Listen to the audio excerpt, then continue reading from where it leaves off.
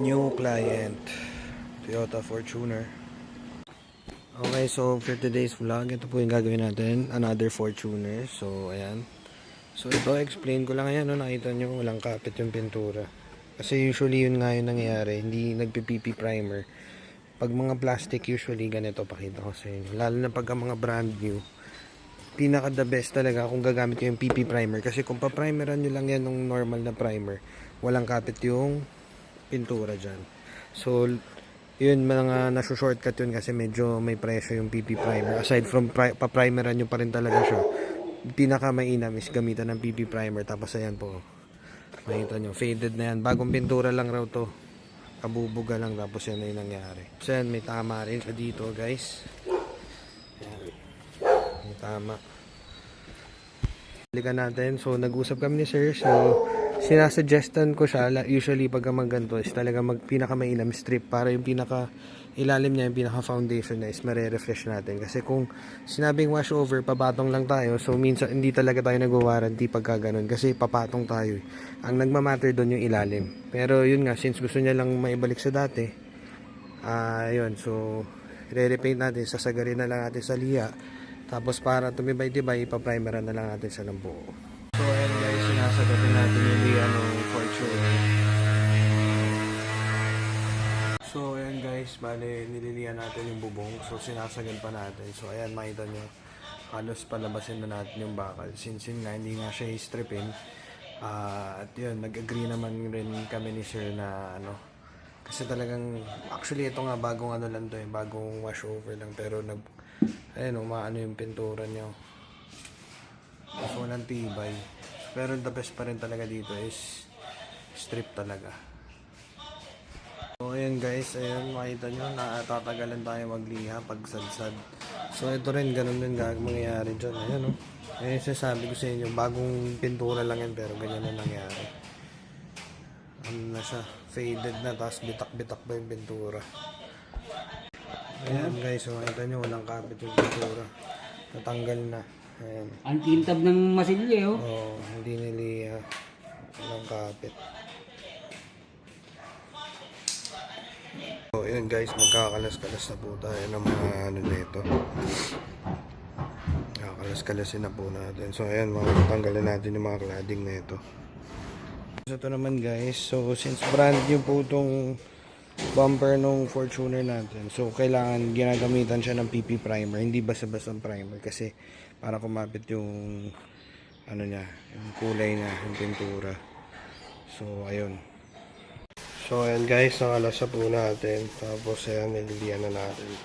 So sinasagad po natin yan kasi nga hindi maganda yung pagkakaprepara na ito dati dun sa lumang shop na pinagawa na sir. So guys, ayan, kung makikita nyo, piniprep natin yung body. Ayan, nililiha pa natin yan.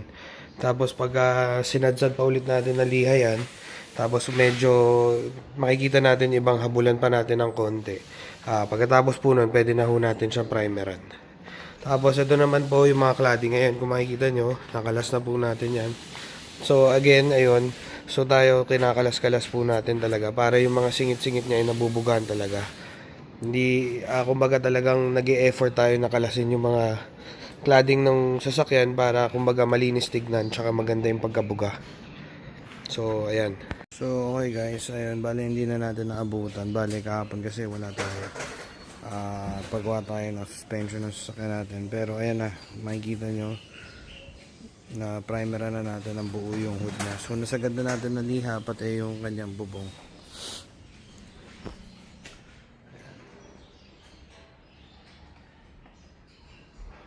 So ayan guys, ito na po yung ating bali na pondohan na po natin tong hood nya, tsaka yung bubong. So nakapagpondo na po tayo. So guys, ayan, kung makikita nyo, natapos na natin tong bumper. Ayan o. Okay, so kung mababalikan nyo dun sa unang video natin, ayun, katulad ng sinabi ko, ginamitan natin to ng PP primer, kasi yun yung nagpapatibay dun. So iba talaga yung primer ng ng mga plastic. So kasi medyo mahal yun, kaya iba yung ginagamit nila. So tayo, sinusunod natin yung tama. para tumibay talaga yung pintura. Kasi yun yung nagtutuklap eh. Ito na po yung ating bubong. So ayan, nasarado na po natin. So ito naman po yung hood. Tsaka yung hood scoop niya. So ayan, naka-primer na po yung ating Fortuner. So ayan, kinocure po natin yan bago natin ponda yan. So ilang araw po na-appear po yan. So ayan, kinukulayan na po natin yung Fortuner. Ito naman po yung ano yan. Ayan, naka-primer po yan po yan.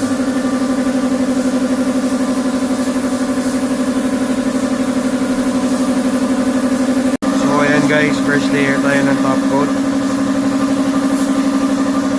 Nakita nyo, napakakapal ka agad.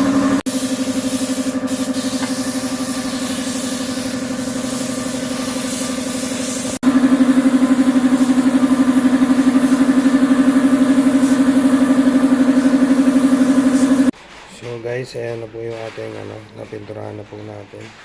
Nakita nyo, napakakintab, napakakapal. Ayan guys, ayan, kung makikita nyo, again, ulitin ko, ayan, napakakapal niya. Bagong tapos lang yan, pero makikita nyo, makintab na talaga siya. So, i-cure lang natin to. Pag dumaba na yung pintura, doon na natin siya pwede i-buff.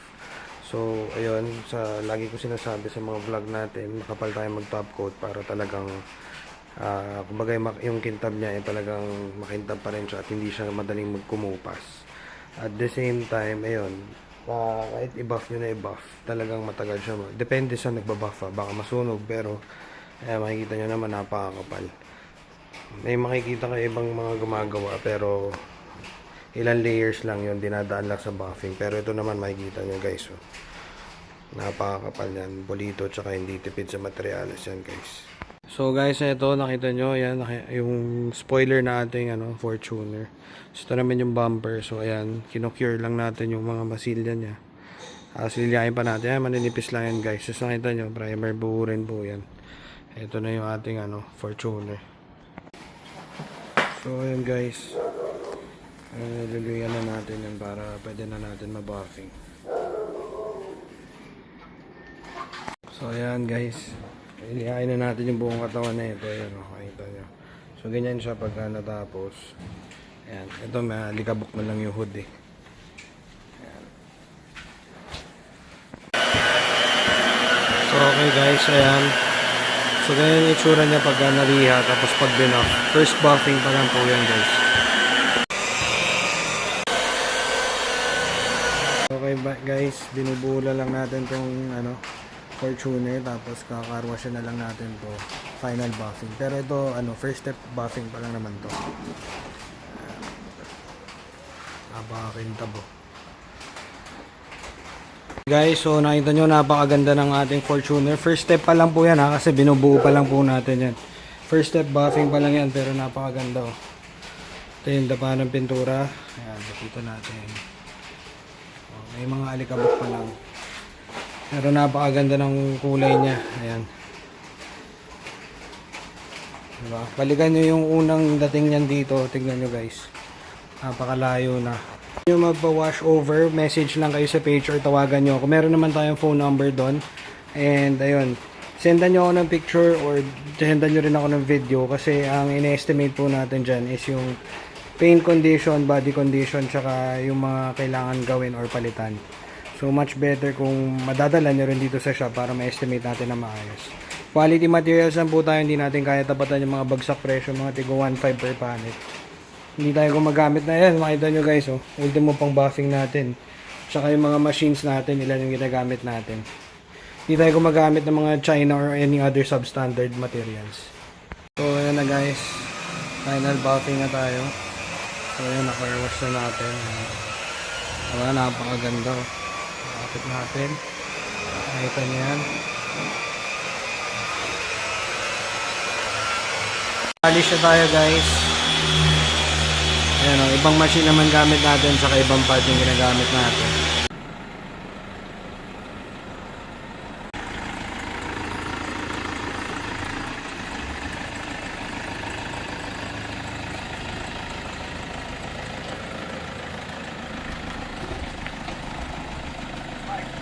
Sir, thank you po. Ingat po. Okay na. So ayan, bagong tapos lang. Ito naman, bagong pasok lang.